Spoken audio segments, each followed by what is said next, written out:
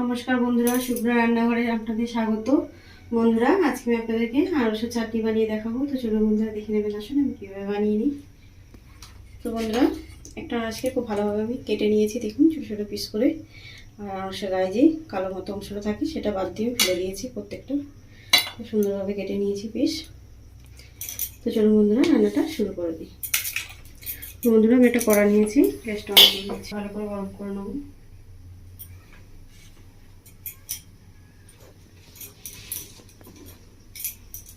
কড়াই আঁচ উঠে গেছে বন্ধুরা, কড়ার মধ্যে দিয়েছি সরষের তেল। তেলটা খুব ভালো করে গরম করে নেবো।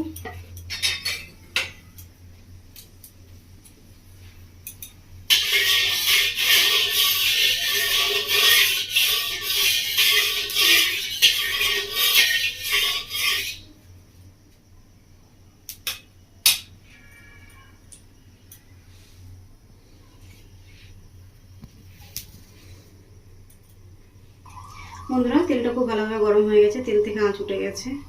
তো বন্ধুরা, আমি কিছু মশলা নিয়েছি ফোড়ন দেবো বলে। দেখুন বন্ধুরা, কী কী নিয়েছি। একটা নিয়ে নিয়েছি এলাইচি থেতো করে, আর নিচে একটা শুকনো লঙ্কা দু টুকরো করে নিয়েছি।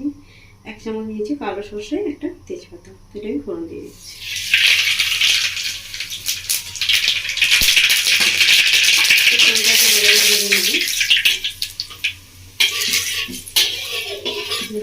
খুব ভালো করে ভেজে নিয়েছি।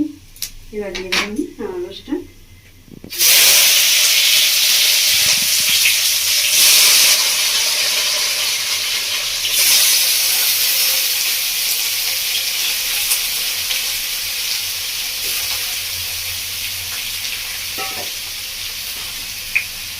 আনারসটা দিয়ে ভালো করে কষিয়ে নেবো মশলাটা।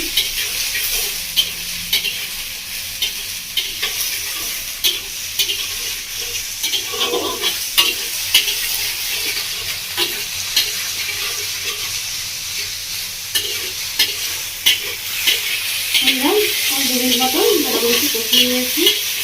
এবার দিয়ে দেবো আমি লবণ। আমি ছোটো চামচে এক চামচ লবণ দিয়ে দিয়েছি। লবণটা দিয়ে আরও 2 মিনিট মতো কষিয়ে নেব।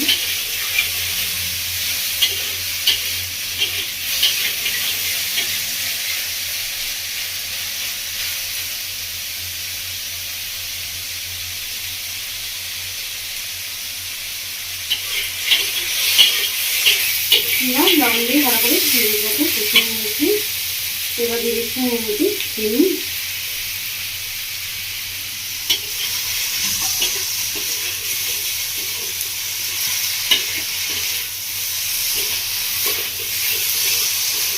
চিনিটা দিয়ে গ্যাসের ফ্লেমটা মিডিয়াম করে দিয়েছি। মিডিয়াম ফ্লেমে দিতে হবে, নাড়াচাড়া করে দিতে।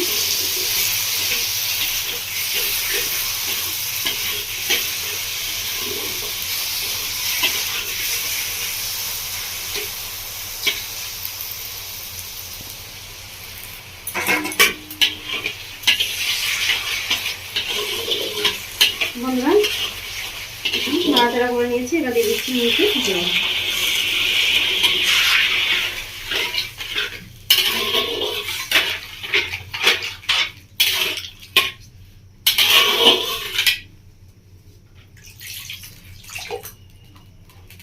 তো বন্ধুরা, আমি জল দিয়ে দিয়েছি। জল দেওয়ার পর এবার আমি ঢাকা দেবো না, ঢাকা না দিয়ে ভালো করে 15 মিনিট মতো ফুটিয়ে নেবো মিডিয়াম আছে। এই দেখুন বন্ধুরা, চাটনিটা সুন্দরভাবে ফুটে গেছে।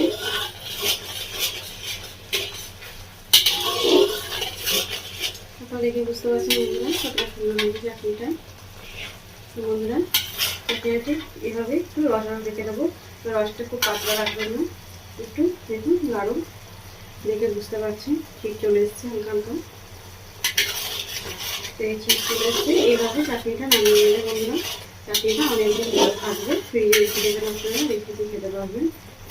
চাটনি কিন্তু রসটা পাতলা হলে কিন্তু বেশি দিন থাকবে না, খারাপ হয়ে যায়।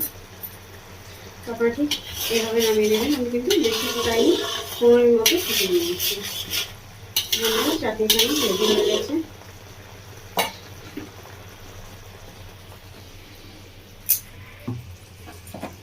তো বন্ধুরা ওপর থেকে ছড়িয়ে দিচ্ছি হাফ চামচ মতো বিট লবণ। এতে চাটনির স্বাদটা খুব ভালো হয় বন্ধুরা। বিট লবণটা দিয়ে বিট মতো নাড়াচাড়া করে নিচ্ছি। বন্ধুরা আপনারা দেখবেন আমি কীভাবে চাটনিটা বানালাম, আপনারা ঠিক কীভাবে বাড়িতে বানাবেন, বানিয়ে খাবেন, বাড়িতে করতে খাওয়াবেন। আমার কমেন্ট করে জানাবেন বন্ধুরা আপনাদের কেমন লেগেছে। আমার রেসিপি দেখার জন্য আপনাদেরকে অসংখ্য ধন্যবাদ। আমার চ্যানেলটিকে আপনারা লাইক শেয়ার সাবস্ক্রাইব করে দেবেন বন্ধুরা, ধন্যবাদ। তো বন্ধুরা এদিকে 1 মিনিট মতো হয়েও গেছে, আমি এবার গ্যাসটা অফ করে দিচ্ছি।